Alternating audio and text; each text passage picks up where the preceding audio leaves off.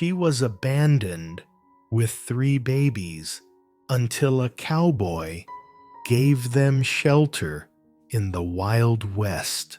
Before we begin, take a moment to comment your city. Where are you watching from tonight? And once the story is over, don't forget to rate it from 0 to 10. Now, settle in, breathe deep, and enjoy the ride. Montana Territory, winter of 1872. The wind howled across the snow-choked prairie, sharp as a blade against bare skin. The lantern at the broken-down wagon had long gone dark, leaving only the black of night to swallow the young mother whole. Abigail Carver knelt in the drift, clutching her 3 shivering babies close. Their breath rose in fragile wisps of smoke, as if the storm might snuff them out at any moment. Then, through the roar of the blizzard came the sound of hooves. Out of the swirling dark rode the shape of a cowboy. His coat was heavy with snow, the steel of his revolver glinting faint in the storm's fury. He drew his horse to a halt, leaning low, his voice rough and steady enough to cut through the wind. "Ma'am, let me get you to warmth." In that instant, despair gave way to something else. Not certainty, not salvation, but hope. Thin as thread, yet enough to make the heart ache and the throat tighten. Helena, Montana, late autumn, 1872. The railroad tracks stretched like a scar across the prairie, rust eating into the iron. At the abandoned depot, the wind rattled a broken sign until it groaned like an old man in his sleep. Down the street, the saloon flickered, with the last of its lamplight shadows swaying, doors creaking, a handful of silent figures hunched inside. Beyond it, desert winds tore through the mercantile sign, slamming it sideways until it near splintered. A lone rider entered the street. His boots carried the weight of dust from 100 trails. A wide-brimmed hat shaded half his weather-creased face, and his eyes, quiet, watchful, seemed to weigh the darkness itself, as though every alley could hold danger. Spurs tapped against the boardwalk with a cold, metallic ring. His hand brushed the grip of his gun, not in threat, but in habit, one carved deep by years, surviving the borderlands. His name was Elias Danner, 32. Once he'd pushed cattle through Texas heat. Once he'd crossed Dakota plains. Now he chose silence among the pines.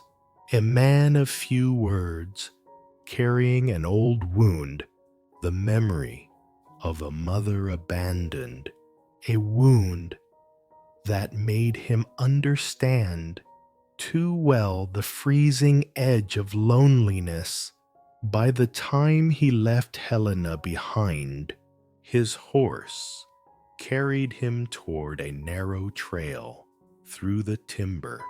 At its end stood a cabin, firelight, breathing against the logs, shadows dancing on the walls. From that moment on, fate would bind his life to a young woman and her 3 small children's souls, who had slipped the grasp of death on a night of snow and despair.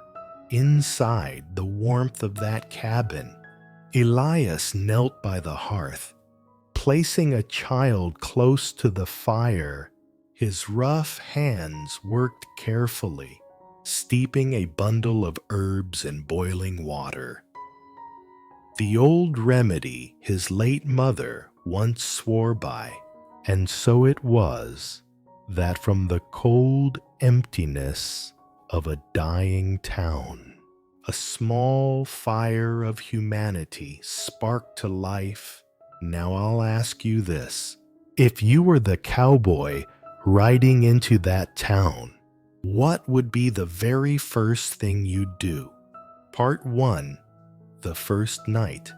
The wooden door closed behind them, cutting off the howl of the wind tearing through the pines.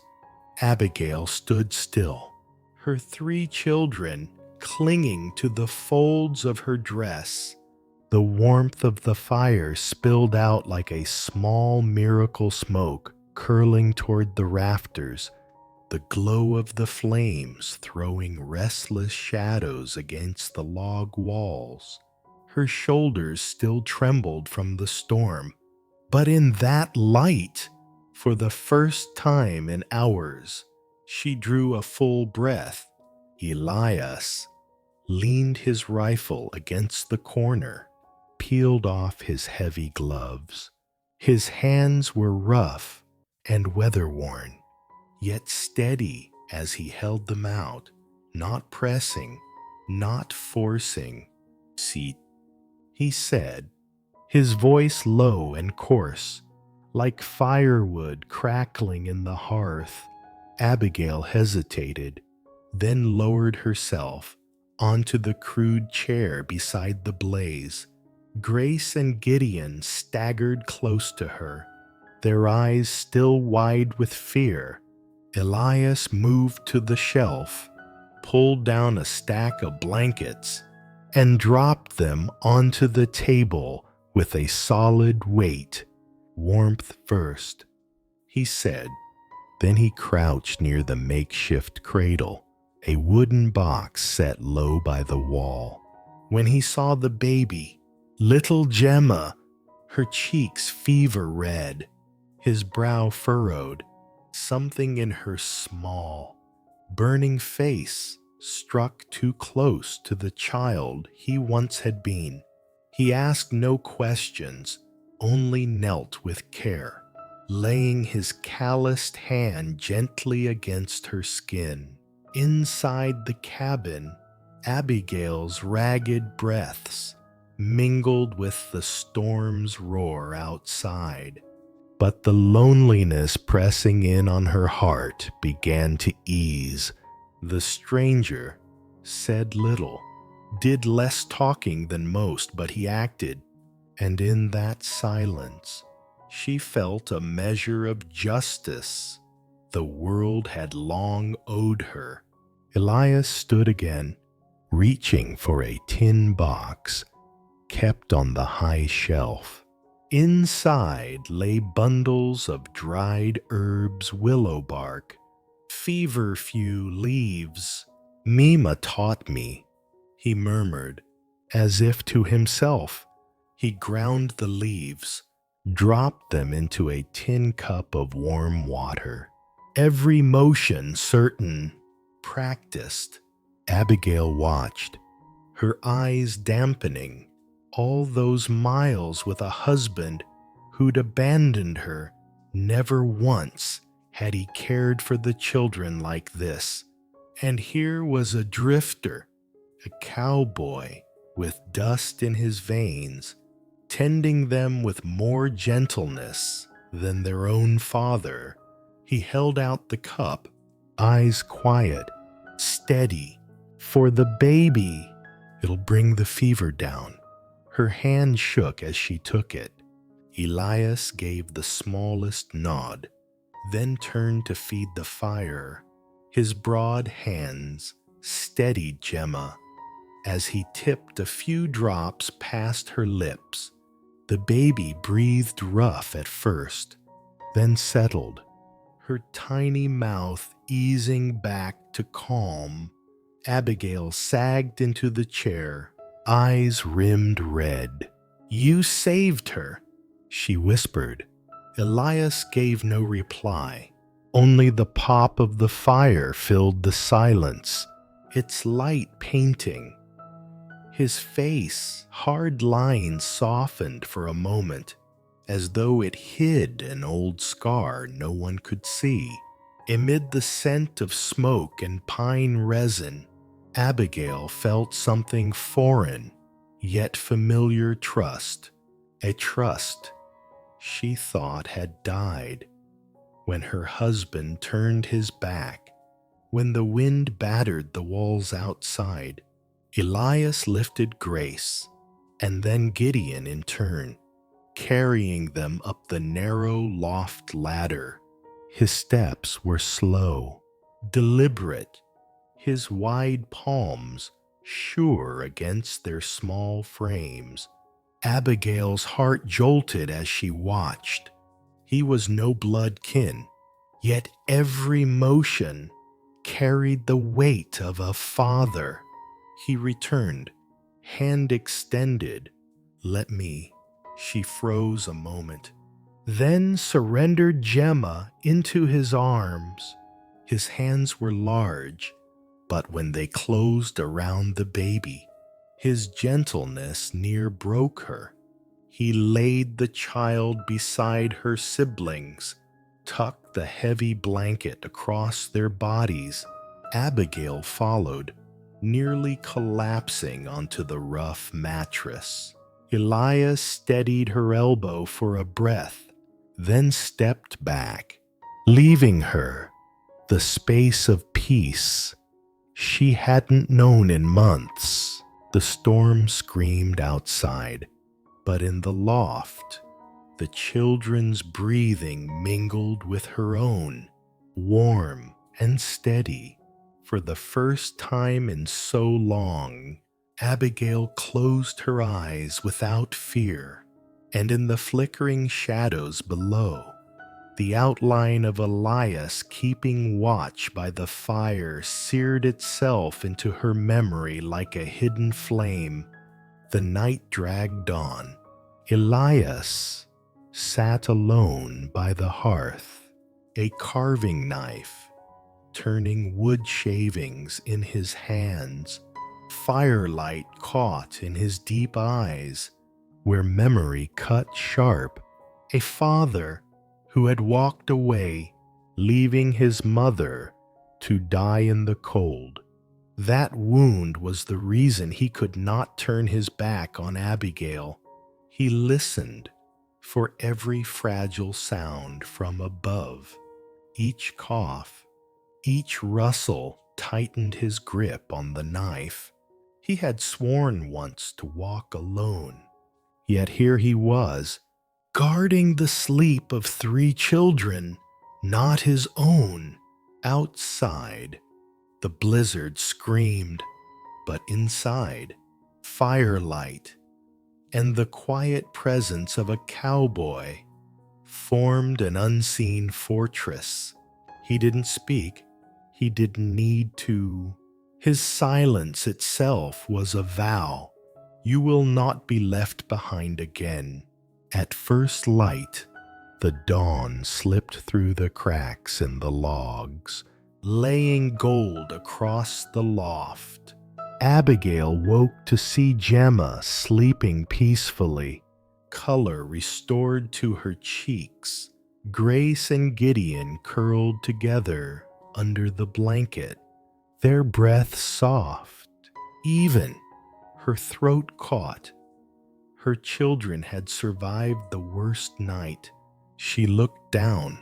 Elias still sat where he had been, his head bowed slightly, hand resting on the carved wood. Back against the beam, he had not slept.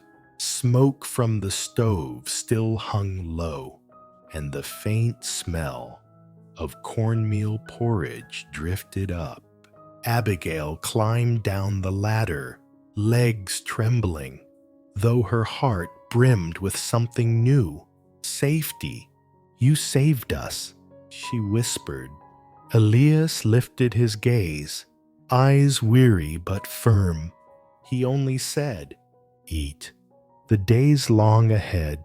And in that cabin, with morning barely born, Abigail understood outside the cold would always rage. But here, she and her children had found a refuge, and the silent man by the fire, though he'd promised nothing, had already lifted the fear of abandonment in a single night. Part 2. A new day begins. Morning in Montana was unlike anywhere else. The sun crept slow through the pines, laying pale ribbons of gold across the snow outside the cabin. Abigail stood on the porch, her old coat drawn tight, Gemma pressed close to her chest. The baby's breath came soft and steady, each exhale a faint cloud that vanished into the cold. Down in the yard, Elias was splitting wood. The axe struck hard and true, the sound cracking sharp through the still air. Snow clung to his coat, and steam rose faint from his skin. In the bitter chill, his hands, rough as bark, moved with the rhythm of long habit. Grace and Gideon watched from near the fence, their wide eyes fixed on each swing, as though they were witnessing some ancient rite. When Elias caught their stares, he paused, motioning with a tilt of his head. "Come here." He placed a smaller piece of wood in Gideon's hands, then showed him how to strip the bark with a knife. Patient as a teacher to Grace, he gave the task of gathering fallen branches into the basket. Abigail watched from the porch, her throat tightening. This man quiet, weathered, carrying no promises, was filling the empty place her husband had left. Then she heard it, a small laugh from Grace, bright and fragile, rising into the cold morning air. Abigail had thought she might never hear that sound again, and so the dawn revealed more than just the mountains. It revealed the truth that they had crossed the threshold of mere survival. They were stepping into the beginning of something new. When the woodpile was stacked, Elias cleared a patch of snow near the porch. He spread straw, struck flint, then beckoned the children closer. "If you want warmth, you have to learn to make fire." His voice was short, steady. Gideon bent low, his eyes wide with wonder, as sparks leapt and died. Elias slowed his movements, showing each step patience. He said, "Never rush." He handed the stones to Gideon.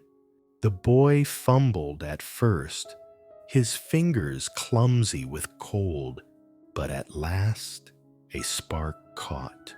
Smoke curled, then flame.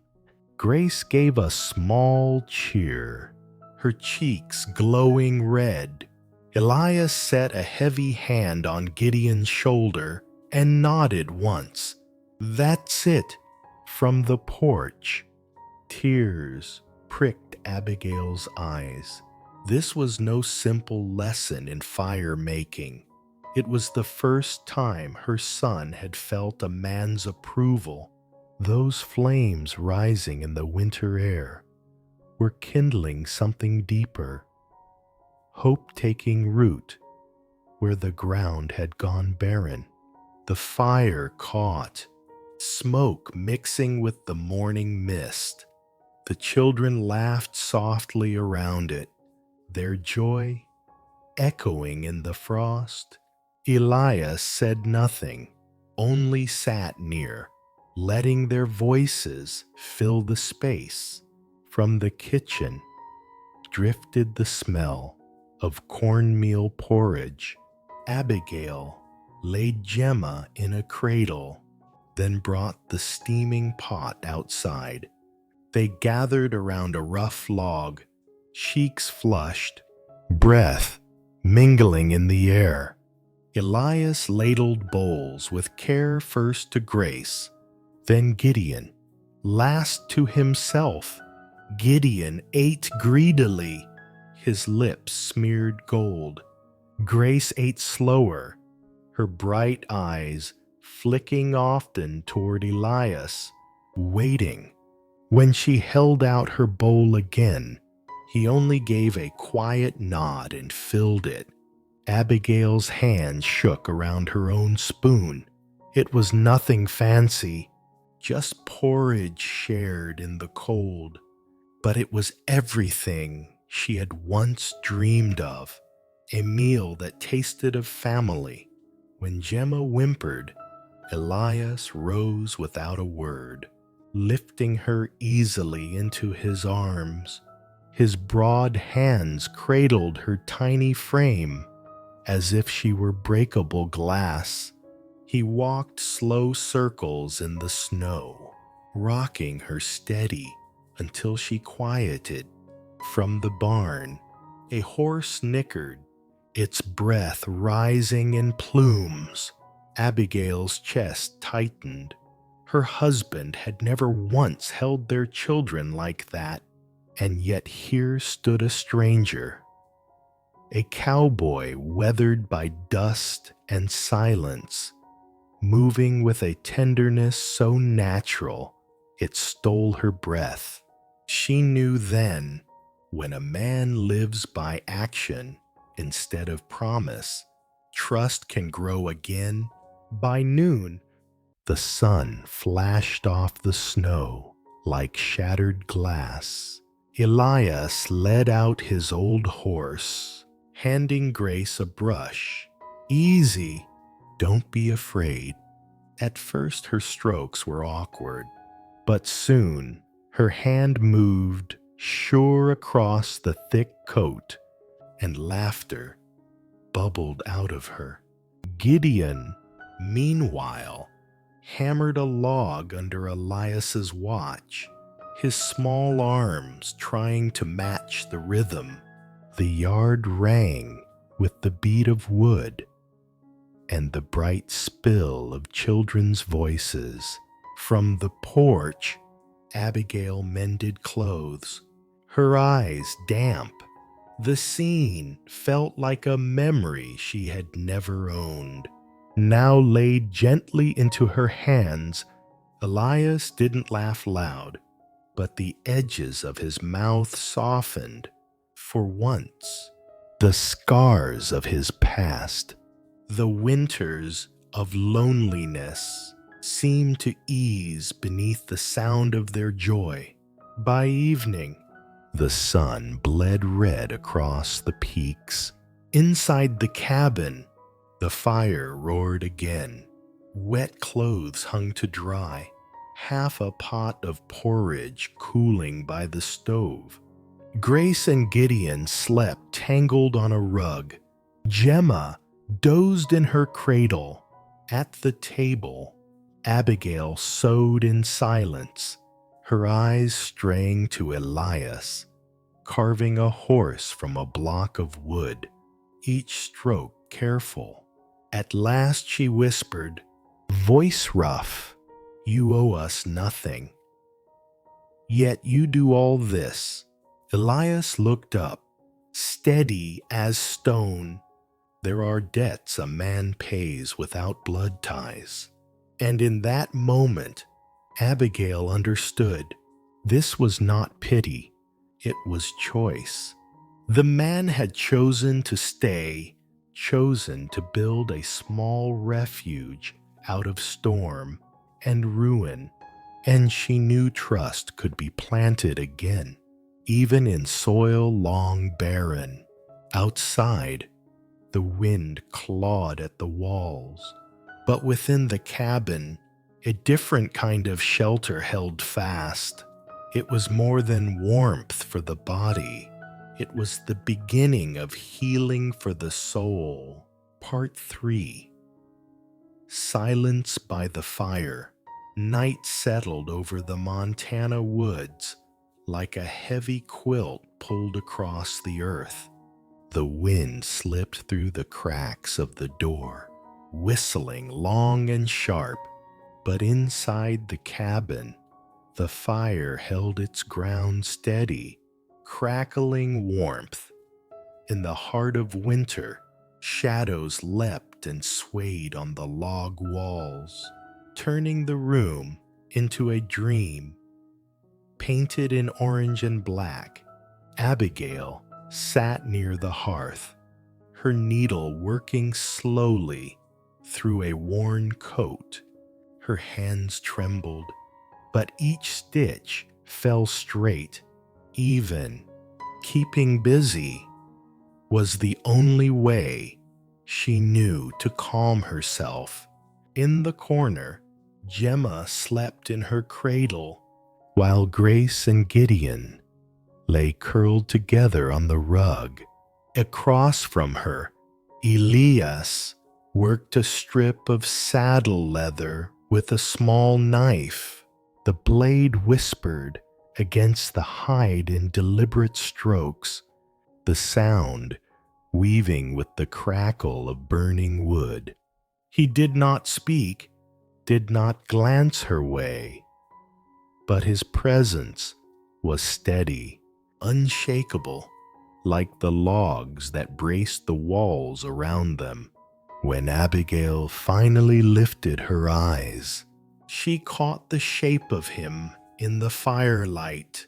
Broad shoulders, stern face, eyes dark as if deeper than the night itself. And in that moment, she realized silence could be a language too. The knife drew slow through the leather, each cut as steady as a heartbeat. These were the same hands that had held reins, drawn steel, survived dust and danger. Yet, here they were measured, patient, crafting something small. Abigail finished a seam, looked up again. The flames lit the calluses on his fingers. She saw it clearly now. This was a man who could take a shot at a deer 100 yards away and still cradle a baby without waking her. "You're not sleeping?" she asked softly, the words almost lost in the storm's cry.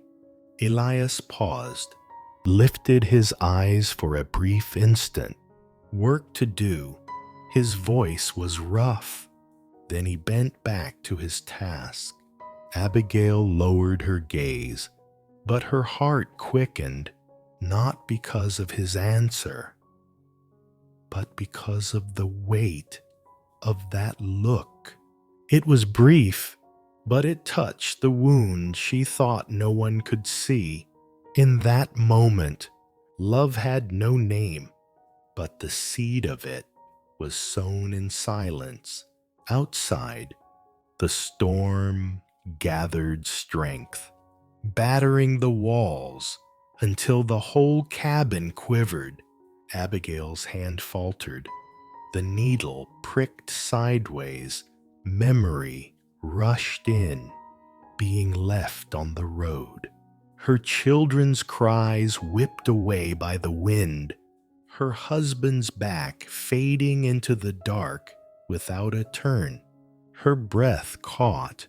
Elias looked up at once. Firelight flashed in his eyes, sharp as copper in the coals. He set his knife down. "You all right?" She swallowed, nodded weakly. Just, the wind makes me remember. He studied her a long moment, then rose without a word, adding logs to the fire. He stoked it high, letting the blaze roar brighter, pushing back the shadows. Then he returned to his seat, picked up his leather as though he'd never left. Abigail needed nothing more. That simple act was enough. He had heard her, understood her, and chosen to drive the dark away. Not with words, but with fire, with presence. Her hands stilled. She found herself watching him longer than she meant to. And at that same instant, Elias raised his eyes, their gazes locked steady, unflinching, like two rivers meeting in silence. Neither turned away, and in that quiet, they saw more than words could ever hold: sorrow, loss, and a longing neither dared to name. Gemma stirred in her cradle. Without hesitation, Elias rose, lifted her into his arms with the ease of a man who had done it all his life. He rocked her gently, his jaw tight, his eyes softened. Abigail's needle slipped from her fingers. Tears filled her eyes, not from pain, but from the fullness swelling in her chest. This man, without a word, had done what her husband never had, stayed. Their eyes met again, this time over the child, and silence was no longer distance, but recognition. The fire burned lower, embers glowing red. Abigail folded the mended coat, her body weary, but her heart unburdened. Elias laid Gemma back in her cradle, then sat close by. No more words passed between them. The cabin held only the hiss of the wind outside, the soft breathing of children, and two steady hearts beating in unison. Abigail pulled a blanket tighter around her shoulders. Elias reached forward, added another log, and the flames leapt once more. The light spilled across her face. He looked at her then, slow, unhurried, with no intent to turn away. Abigail met his gaze, then lowered hers, lips trembling faint. Between them fell a silence heavy and sweet, both tender and aching, and she knew, though each carried wounds too deep to name, in this quiet they had found the beginning of something new. The night stretched on, but it no longer weighed heavy. It moved like a hymn whispered low, slow, deep, unforgettable. Part 4. Facing the Ghosts. Morning came wrapped in fog. The trail to the river, frozen in patches of hard snow. Elias readied the reins, pulling a heavy blanket across the back of his old horse. Abigail stepped out into the cold, her wool coat drawn close, her eyes fixed on the trees, as though she saw a shadow lingering there, waiting. "You sure about this?" Elias asked, his voice low. "Steady," she nodded, never looking away from the path. "I can't stay here. Not until I've faced it, just once more." Together They mounted, leaving the children safe inside. Grace and Gideon busied themselves, stacking kindling by the hearth. Gemma still slept in her cradle, warm and small. The horses' hooves struck the frozen ground in heavy rhythm, each beat echoing in Abigail's chest. Snow-draped pines bent under the weight of the wind. Abigail clutched her scarf tighter, her eyes closing against the memories that came unbidden. The narrow shoulders of her husband, the fading trail of his boots vanishing into the storm. Elias said nothing. He rode beside her, shoulders turned against the wind, his silence a shield. And in that wordless presence, Abigail found the strength to keep upright. Some paths must be walked alone. Yet it mattered that he rode there with her close enough to catch her if she stumbled. They stopped at the riverbed, frozen solid, white and unbroken. A great cottonwood tree stood tall at the edge, its bark rough, a mute witness to what had been lost.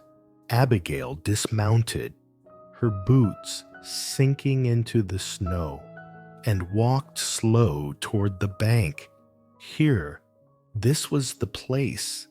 The last print of his boots had disappeared into the storm, leaving her with 3 children, and nothing but the cold. Her chest tightened, memory stabbed deep. She knelt, hand trembling as she laid it against the ice. "I waited for you," she whispered, voice breaking. "Just once. I thought you'd come back." Tears fell, vanishing into snow. Elias held his ground behind her.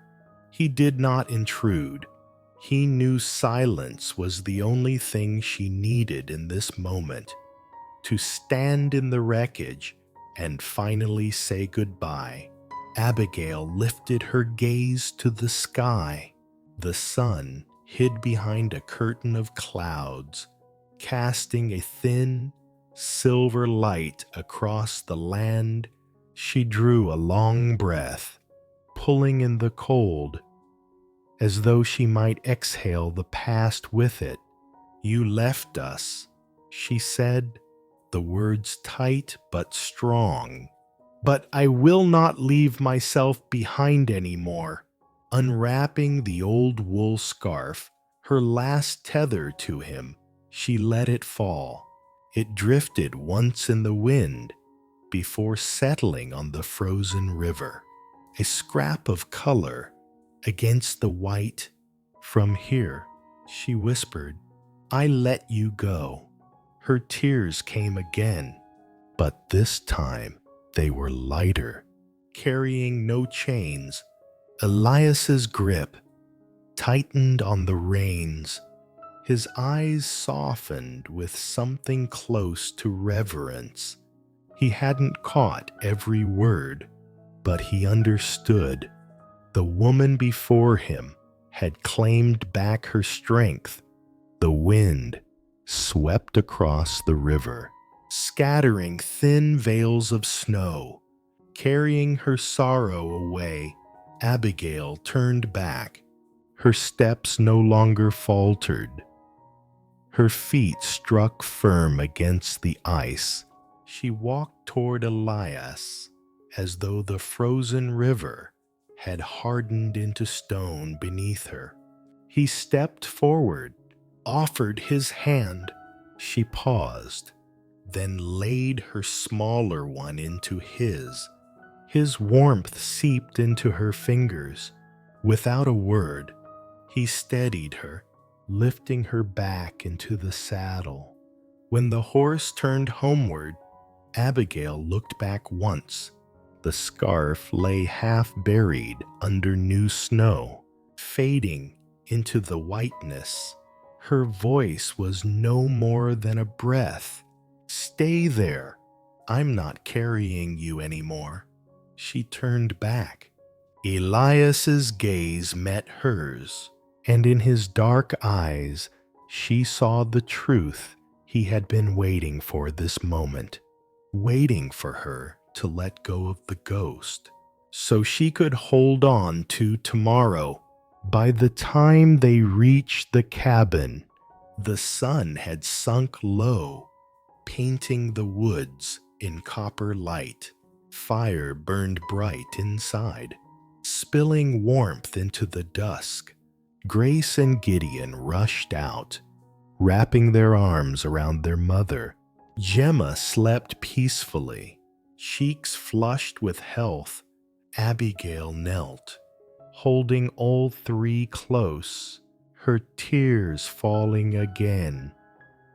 But this time, with no bitterness, Elias shrugged off his coat, hung it on the peg, and quietly fed the fire. The glow lit the weary lines of his face, but it carried something else to relief.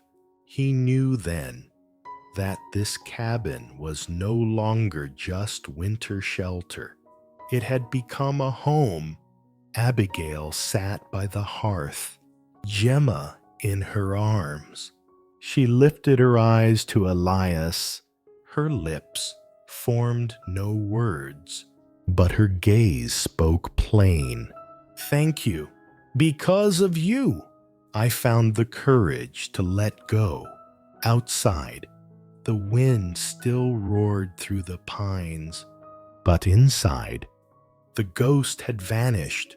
Only the fire remained, the sound of children breathing, and the steady presence of a cowboy who stayed. Part 5. A gentle promise. Night fell hard, the wind tearing through the pines, scattering snow like shards of broken glass. The little cabin cast a warm glow against the darkness, a single flame holding back the vast, frozen world. Inside, the fire burned bright, logs popping and sparking in the grate. Abigail sat near the hearth, Gemma asleep in her arms, the child's breathing soft and steady, her cheeks flushed with returning health. Grace and Gideon lay curled together on the rug, clutching close the little wooden toys Elias had carved that day. Elias drew a chair opposite her. The oil lamp on the table flickered, its glow sketching his strong shoulders against the wall. He studied the children for a moment, then turned to her. His eyes held something different tonight, not stern, not sorrowful, but a kind of peace hammered out on the anvil of hard years. The wind pressed against the roof, making the timbers moan. Within, the silence thickened, waiting for a word to break it.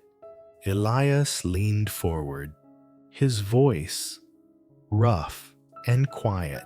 "Abigail, if you want to stay, tomorrow I'll build another room." The words startled her. Her arms tightened around Gemma.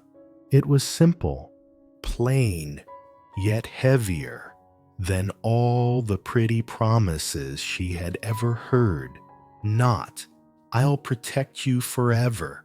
Not, "I love you." Just an added roomstone and timber. Action over talk. She lifted her eyes to him. His gaze did not flinch in the firelight. It was steady, unwavering. This was no pity. It was choice. Her throat closed. You really mean it. We have little to give in return. Elias leaned back, arms folding across his chest. All I need is this knowing tomorrow. There'll still be 4 breaths in this house. That's enough for me. Tears filled her eyes. She bowed her head, voice trembling. No one's ever said that to me before. Elias didn't answer. He simply rose, fed more wood to the flames until they roared brighter, as though his reply was written in fire itself. The hours stretched. Abigail laid Gemma in her cradle, tucked the blanket close, then returned to her mending.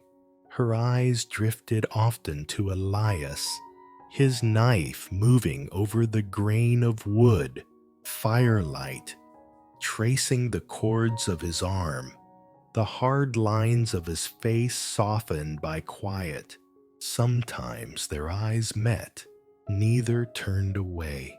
In those looks was the hesitation of 2 souls once broken, daring to wonder if trust could find root again. At last Elias set the wood aside, breath slipping slow between his teeth. "Tomorrow," he said, voice low, "I'll mark out ground behind the stable. The earth's firm there enough for another room." Abigail's hand stilled, her needle slipping free. She didn't answer. She didn't have to. His plans for walls and a roof were more than lumber and nails. They were a vow unspoken. "I see you. I am here." She turned away, brushing her tears quickly, but warmth had already spread inside her chest, melting the frost of old wounds. As the fire burned low, shadows drew close. Abigail folded Gideon's mended shirt, while Elias hung his coat on the wall. They stepped to the hearth almost at the same moment, reaching for a log. Their hands touched. A spark leapt through her. She froze, ready to pull back. But Elias's hand lingered a breath longer. Steady, warm. His eyes caught hers. No promise, no demand, only the quiet truth. "If you stay, we'll walk forward together." Abigail trembled, but this time she did not withdraw at once. Firelight caught the tear at her lashes, not tears of fear, but of being understood. Elias let go, turned to stir the embers, but Abigail's heart knew the promise had been written already, not in words, but in the brush of his hand. Deep into the night, the storm clawed at the shutters, snow fogging the panes. Abigail wrapped a shawl tight, watching Elias spread a hide over the sleeping children. For a long moment, he stood over them, his gaze softening in the glow. Then he crossed the room, sat down beside her. The silence was thick enough to hear the hiss of a coal in the grate. His head tilted slightly, voice quiet, certain. "Tomorrow, if you say you'll stay, I'll build that room. None of you will have to crowd again. This house will be yours." The tears broke free. Abigail covered her mouth, then gave the smallest nod. Words failed, but she didn't need them. Elias watched her, the corner of his mouth easing just a fraction. then turned back to the fire outside. The blizzard still raged, but within these walls, a home had already been built, not of timber, not of nails, but of the gentlest promise in all the wide West. Part 6. The First Kiss. Night pressed heavy over the Montana woods. The wind screaming through the mountain pass, flinging snow against the cabin walls like shards of glass. Inside, the fire burned steady, embers glowing red, casting a wavering light across the log walls like living memory. Abigail sat near the hearth, her fingers laced together, eyes fixed on the flames. The children slept soundly in the loft, their gentle breathing drifting down. Gemma stirred once in her cradle, but settled again into warmth. Across from her, Elias sat in silence, his broad frame dark against the flicker, in his hands a small knife and a half-carved horse. Each stroke of the blade rasped against wood, weaving with the soft crackle of burning logs. Abigail stole a glance at him, something stirring inside her chest. Strange, fragile, alive. This man had spoken little, promised even less, yet with every small act, he had built something stronger than any oath. Her hands tightened in her lap. What she felt was no fear. It was something she thought had died long ago, the aching desire to be loved. The silence spread thick as a blanket across the cabin. Elias shaved another curl from the wood, then paused, lifting his gaze. The lamplight caught in his dark eyes. "You cold?" His voice was rough. "Steady." Abigail shook her head softly. "No, the fire's enough." But in her chest, another fire burned, untethered to wood or coal. They sat across a narrow table, the distance between them smaller than breath. Abigail wanted to speak, but the words stuck tight in her throat. Years of abandonment had taught her silence, yet Elias's presence pulled at her, begging her to break it. "Elias," she whispered. He turned, waiting, but no words came. She dropped her gaze, hands trembling. Elias set the knife down. The wood clattered to the table. He leaned back, watching her, patient as stone. He did not press, did not pry. He simply waited, and it was his waiting that brought tears to her eyes. The fire dimmed, shadows thickening. Abigail rose, carrying a log to the hearth. As she bent low, Elias rose too, stepping near without thought, and then they were closer than either expected. Her face lifted, only inches from his. Her hair slipped across her shoulder, catching the firelight, her eyes glistening wet. Elias drew a slow breath. The smoke of the hearth mingled with the faint sweetness of her skin. A man who had once sworn to live alone now felt his heart pounding as though it had been woken from a long sleep. Abigail's hand trembled upward, brushing the collar of his shirt. Her slender fingers hovered at his neck, the smallest touch, yet it froze him in place. The cabin fell into absolute silence.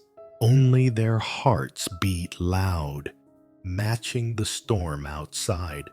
Abigail lifted her face. Her lips quivered, but her eyes did not waver. In them, Elias saw no ghost of fear, only an unspoken invitation. He bent slowly, carefully, as though afraid to break the moment. Their lips met, not in urgency, not in hunger, but in a quiet kiss, heavy with all the words they had never spoken. Abigail closed her eyes, a hot tear slipping down her cheek, but this time it mingled with a faint smile. Elias drew her against him, strong arms holding with uncommon gentleness. The kiss lingered, while the wind howled at the eaves and the lamp flickered. Beyond the cabin, the world was still hard, still cold, but here, in this one fragile space, two souls found what they thought forever lost, the courage to begin again when at last they pulled apart. Abigail rested her brow against his chest, breath uneven. He held her close, as if keeping something too precious from slipping away. "You're not like the others," she whispered, voice breaking. Elias lowered his head, pressing his lips to her hair. "I only do what's right." Abigail lifted her tear-stained face, her eyes alight. "No, you chose, and now, so do I." Elias said nothing, but in silence, his embrace tightened, his arms answering for him. Above, the children breathed steady, witnesses to a beginning they could never name. That night, the snow still fell, the wind still tore through the pines, but within the cabin, a vow had been written without words. We will never be alone again. Part 7. The Journey into Town. Dawn had barely touched the valley, the light still silver and thin across the frost. The air bit sharp against the skin, but the storms had passed, leaving only the clean cold of winter. Elias secured the leather straps on the sled, tightened the reins. One last time, Abigail stepped out, wrapped in a wool shawl. Gemma pressed close to her chest.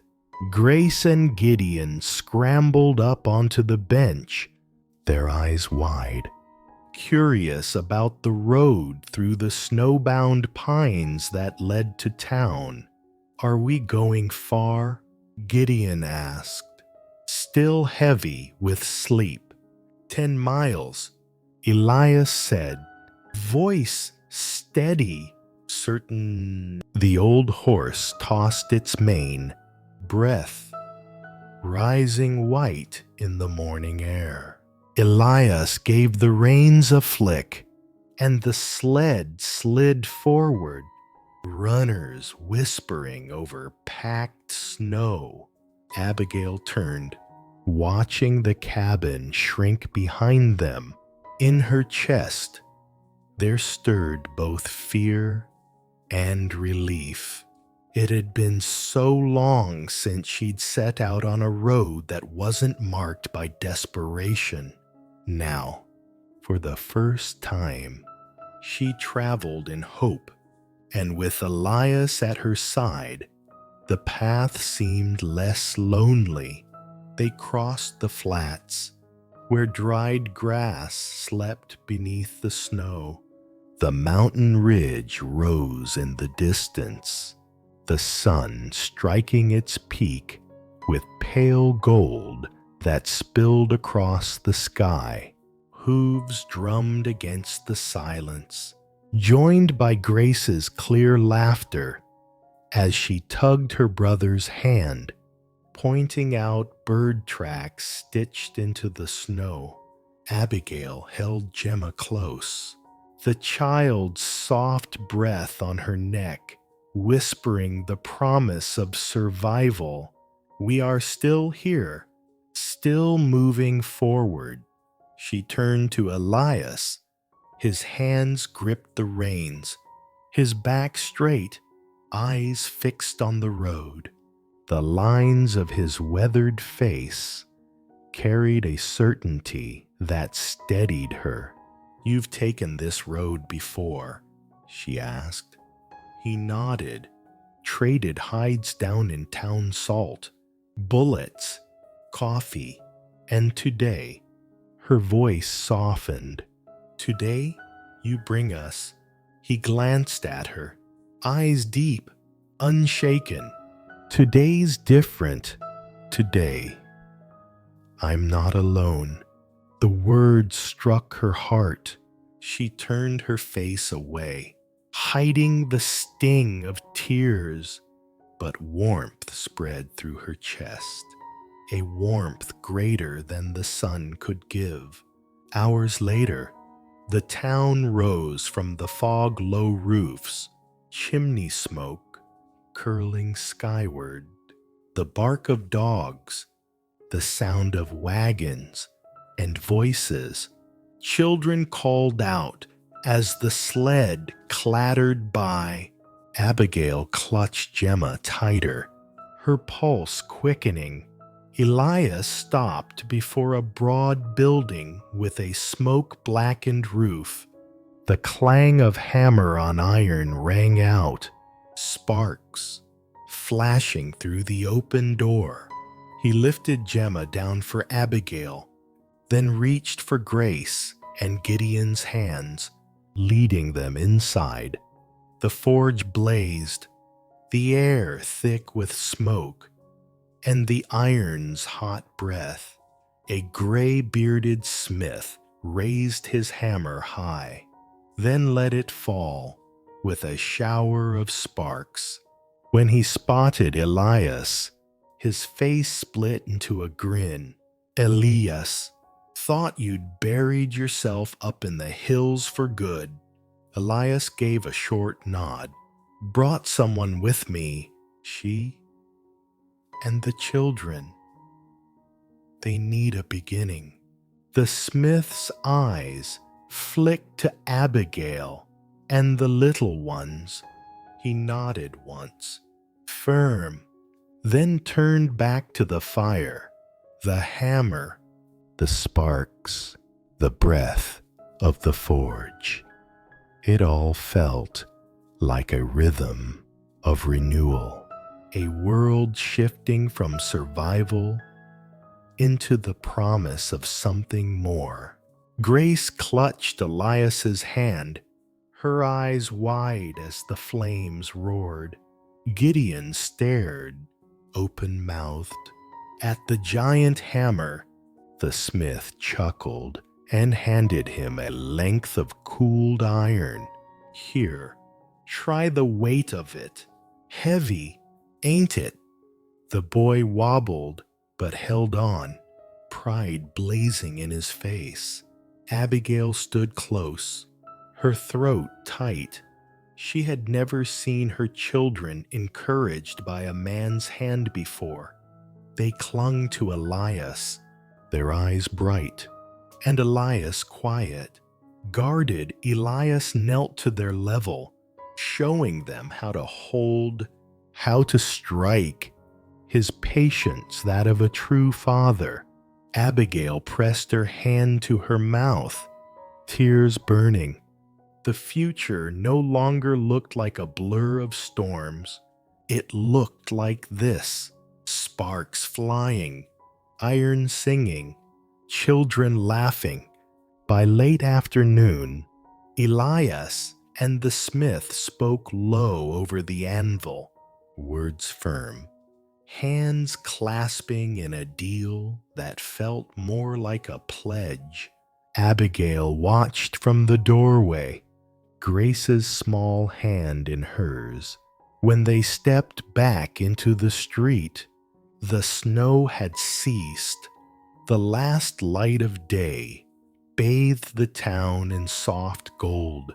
Grace and Gideon skipped ahead, voices high, Gideon swinging his arm like a blacksmith's hammer. Abigail laughed, her tears spilling free. Elias walked beside her, silent as ever, but his hand brushed her back just enough to tell her he was there. The sled waited at the edge of town, their shadows stretching long across the snow as they climbed aboard. Behind them, the forge still rang with fire and steel. Before them, the road led home, and in Abigail's heart, the past still scarred. But the future had taken shape, not a dream, not a wish, but real. The hammer's song, the smoke's breath, the laughter of children, and the steady presence of a cowboy who chose to stay. Part 8. When spring returned, winter loosened its grip on the land. Snow thinned and melted, bearing the dark soil beneath. Damp and waiting, morning wind carried the sharp scent of thawing earth, and from the mountain slopes came the steady song of water rushing free. Abigail stood on the porch, Gemma in her arms, gazing at the open stretch of ground behind the cabin. Grace and Gideon ran ahead, their boots splashing mud, squealing with delight as they found the first green shoots. Pushing bravely through the thaw, their laughter rang clear as silver bells, scattering the silence of the valley. Elias came out with a hoe slung across his shoulder, his broad frame washed in spring sunlight. Without a word, he handed Abigail a small sack of seed. "Go on," he said. "This ground's good."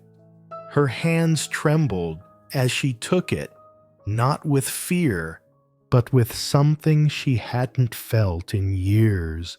These were the same hands that once clutched her children in a blizzard, desperate just to see another sunrise. Now they shook, because they were sowing beginnings, not fighting endings. As the seeds slipped into the soil, her eyes filled. This was no longer survival. This was life-taking root. Days later, Elias began building the promised room. The hammer's rhythm echoed through the valley, wood splitting, nails biting deep. He cut and measured, each beam raised with steady hands. Grace and Gideon fetched scraps, their little faces glowing with pride as they helped. From the porch, Abigail watched, her chest aching in a different way. He spoke no grand vows, made no lofty claims he built. Every strike of the hammer was a promise.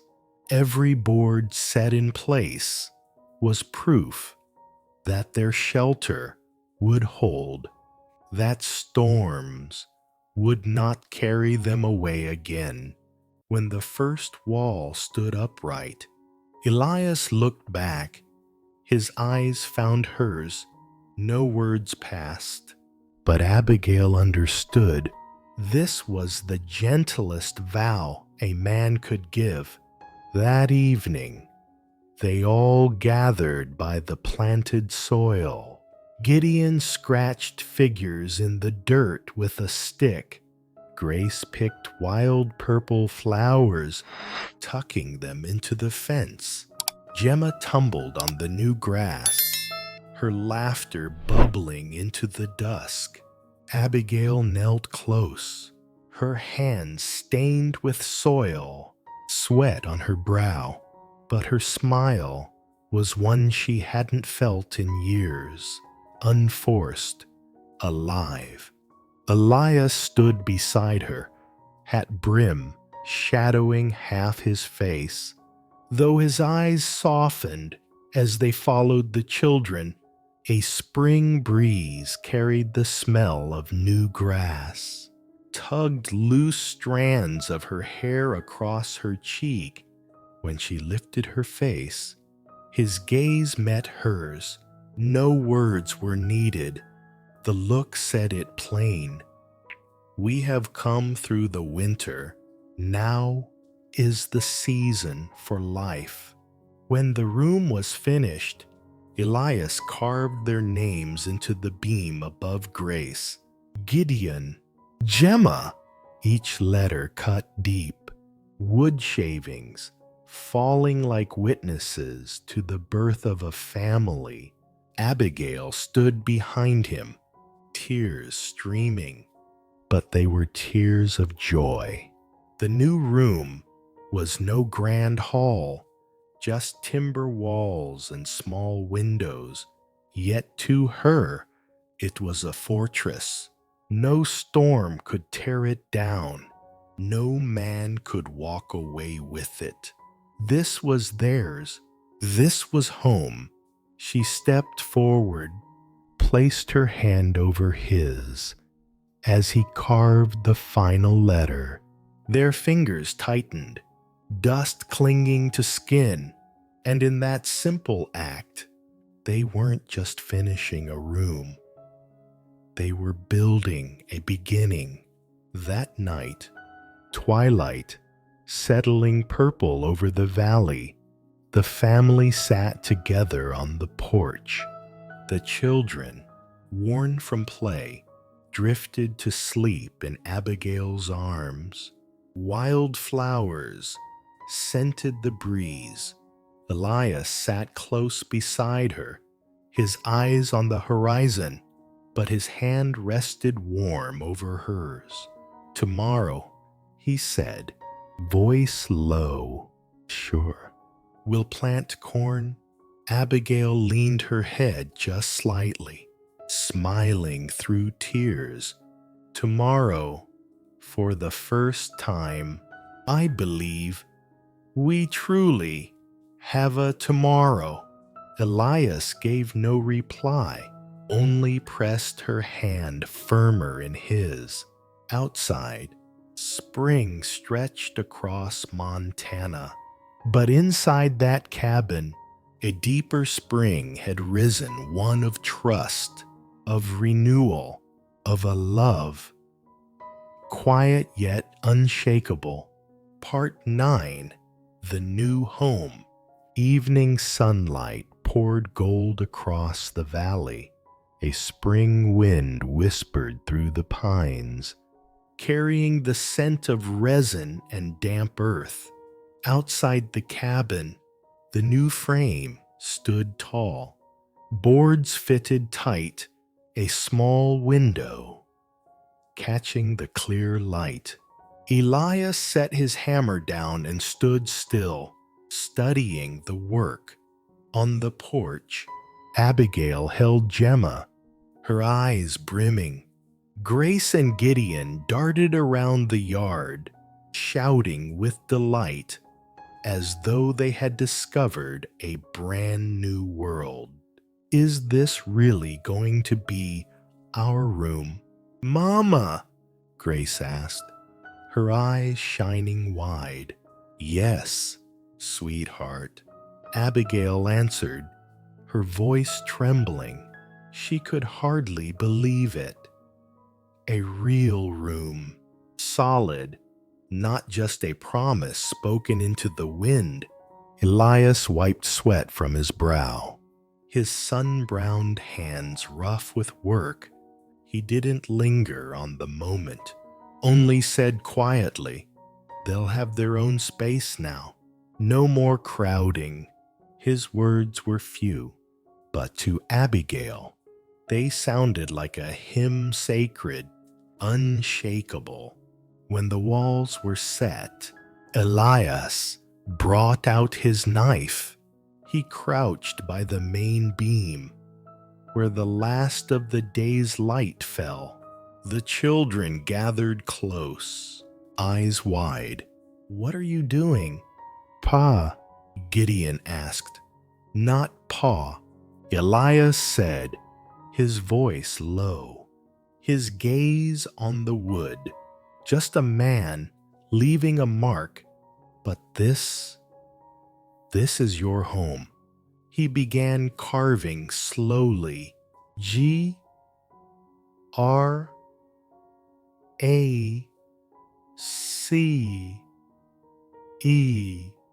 The blade moved careful, each stroke steady, wood chips falling like grains of memory. His hand trembled, not from weariness, but from the weight of the moment. Next came Gideon, then Gemma, the letters cut deep, lasting, impossible to erase.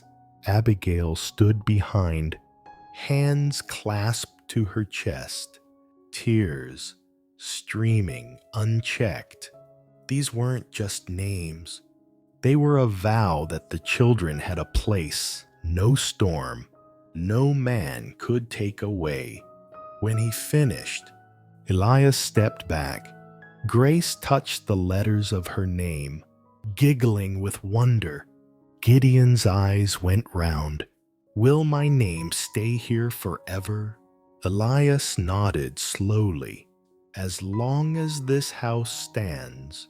Gemma babbled soft nonsense, her tiny hands waving. Abigail pulled her close, whispering through tears, "Listen, little one. This is where you'll grow. No one will ever carry you away." The sound of children's laughter filled the new room, blending with the smell of fresh timber, the glow of sunset, and the warmth of family breath. It was the sweetest music Abigail had ever known. In that moment, no shadow of the past could intrude, only the radiance of a home chosen, not given. Later, as the children curled up, drowsy in the corner of their new room, Abigail lingered by the window frame. Elias stood opposite, wood dust still on his hands. His eyes were solemn, yet softened in the firelight. "You know," Abigail whispered, voice shaking, "I once thought I'd never have a real home. Everything before, it was just lies. But today—" Her words broke, tears choking her. Elias crossed the room, knelt level with her, his rough hand covering hers. He said nothing, only pressed firm. His silence was a vow. "I will not leave." She broke into tears, but smiled through them. "This is their home. For the first time, I believe it." Night came. Moonlight washed silver over the new roof. Inside, the children slept sound, their names carved deep above them, glowing faint like embers that would never die. Abigail stood at the doorway, a blanket around her shoulders, watching with a heart so full it ached. Elias's boots creaked on the floor as he stepped behind her. He didn't look at her. His gaze fixed on the room. After a moment, his voice rumbled low. "This is their home. No one can take it away." Abigail turned, her eyes shining. She laid her hand against his chest, over his heart. "And it's yours too." Elias said nothing. He leaned down, his forehead resting against hers. In that silence, Abigail knew the vow was sealed not with paper, not with priest or witness, but with timber, fire, and the quiet of the western night. Part 10. A family chosen. A spring night drifted soft through the pines, carrying the scent of new grass. The little cabin glowed gold through its chinks, light spilling onto the yard still patched with mud.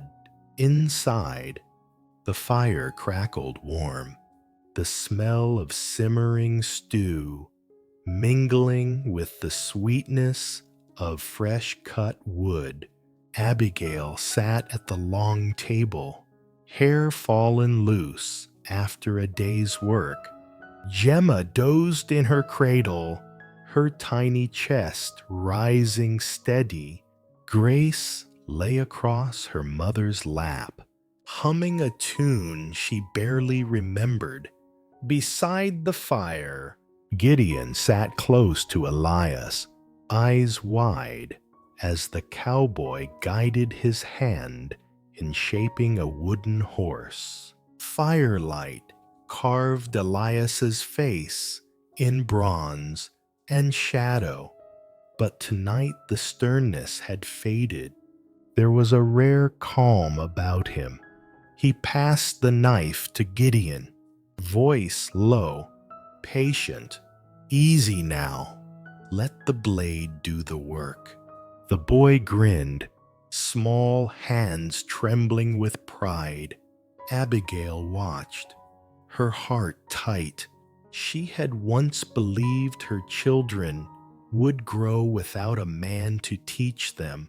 Yet here they were, warmth in the hearth, laughter in the air, and Elias steady at their side. Later, after the meal, silence settled deep. Abigail laid the children down. Grace curled beside Gemma, Gideon clutching the little horse in his sleep. She kissed each brow, then turned to find Elias still by the fire, gaze lost in the coals. He looked like a pillar, cut from the very wood around them. She came and sat beside him. They did not need words. The silence between them was not empty. It was full, alive. Both stared into the fire, seeing the ashes of all they had lost and the glow of all they had found. Abigail touched the back of his hand, light as breath. Elias turned, his eyes dark and deep, and in them she knew. He understood. Gratitude needed no voice. When the flames flared one last time, Elias rose. He stepped toward her, hesitated, then draped his arm across her shoulders, at first cautious, as though she might pull away. But Abigail leaned against him without pause. From the loft above, Gideon murmured Elias's name in his sleep. Grace stirred and tugged the blanket to her chin. Gemma sighed in her cradle. Elias looked at them all and pulled Abigail tighter against his chest. "We'll be all right," he whispered. Voice husky, Abigail lifted her gaze, tears glinting. "We're already a family." Elias, the words shook him. A man who had lived through winters of silence finally heard the call of home. Moonlight poured silver over the cabin roof. Inside, their shadows leaned into one another. Elias pressed his brow to her hair, his breath mingling with hers. He had no talent for speeches, no polished vows, but his hand on her back was vow enough. Abigail's tears wet his shirt, but they were not tears of despair. They were release. In his arms, she knew the storms had ended. The night wore on, and his embrace grew firmer, protective, humble, strong as the earth itself. And in that moment, the gentlest justice of the West was made real, a home not born of blood, but of the choice to stay. By dawn, the children still slept sound, their breathing a lullaby of belonging. Abigail leaned into Elias's shoulder, his arm draped across her. His voice was rough as morning wind. "I don't know what to call this," he said. She smiled through quiet tears. "Call it home." Elias gathered them all: Abigail, Grace, Gideon, Gemma into one embrace, a single armful that held an entire world. And there, a new family was born, not by chance, not by blood, but by the courage to choose one another. Sunlight streamed through the rafters, falling on the beam, where 3 names were carved deep: Grace, Gideon, Gemma. The letters glowed like embers that would never die. Abigail stepped to the porch, Gemma in her arms. Grace and Gideon tumbled in the yard, their laughter ringing like bells across the open land.